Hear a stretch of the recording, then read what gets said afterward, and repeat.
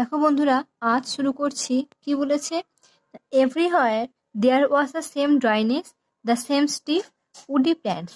সব জায়গাতে সেখানে একই রকমের কি না শুষ্কতা, কাষ্ঠল প্রকার গাছপালা, মানে যে গাছে পাতা পাতা খুব একটা নেই, এরকম। I thought I saw in the distance the shadow of a figure. আমি ভাবলাম কিছুটা দূরে আমি একটা ওই ছায়াযুক্ত আকৃতি দেখতে পেলাম।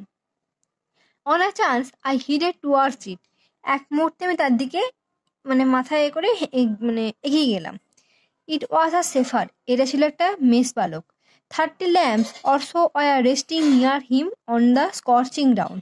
স্কর্চিং মানে হচ্ছে তোমার গ্রাউন্ড মানে তো জানো, ভূমি না, যেখানে প্রচণ্ড রোদ পড়লে খুব গরম হয়ে যায়, সেরকম ভূমিতে আর কি।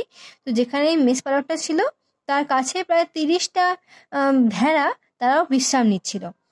He gave me a drink and a little later he led me to his shepherd's cottage. সে আমাকে একটু পানীয় দিল, আমাকে পান করার জন্য, এবং কিছুক্ষণ পর সে তার ওই মেষ পালকের যে কুঁড়ে ঘর, সেখানে সে আমাকে নিয়ে গেল। He shared his soup with me. সে আমার সঙ্গে তার যে স্যুপটা ভাগ করে নিল। It had been agreed immediately that I would pass the night there. আমি এটা খুবই তাড়াতাড়ি আমি রাজি হয়ে গিয়েছিলাম যে আমি সেইখানেতে আমার রাত্রিটা কাটাবো, রাত্রি যাপন করবো।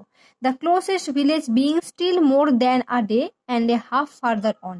সেই জায়গা থেকে যে গ্রামটা সব থেকে কাছে, সেই গ্রামটাতেও যেতে আর কি একদিন আরো অর্ধেক 1.5 দিনের মতো সময় লাগবে। সব থেকে যেটা কাছের গ্রাম, সেখানে যেতে। দেয়ার আর 4 or 5 villages dispersed far from one another on the flanks of the hill in this area. না, সেখানে কি 4-5টা আরো গ্রাম আর কি বড় জায়গাতে একে অপরের থেকে অনেকটা দূরে দূরে করে পাহাড়ের সাইড করে আর কি ছড়িয়ে রয়েছে। ডিসপার্স মানে হচ্ছে কি অনেকটা জায়গায় ছড়িয়ে থাকা, আর ফ্ল্যাঙ্ক মানে হচ্ছে সাইড, পাহাড়ি যে এলাকা আর কি। They are inhabited by wood cutters who make charcoal. সেখানে কিনা কাঠুরেরা বেশিরভাগ আছে, যারা কিনা কয়লা তৈরি করে, এরকম। সেখানে কি বেশিরভাগটা কি কাঠুরেরাই থাকতো।